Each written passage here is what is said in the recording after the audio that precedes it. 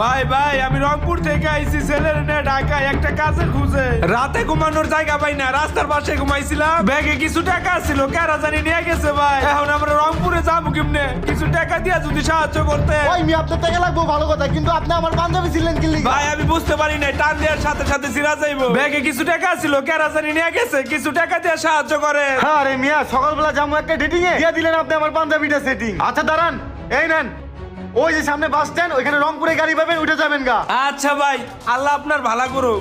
ধত কি করছে বান্ধবীটা?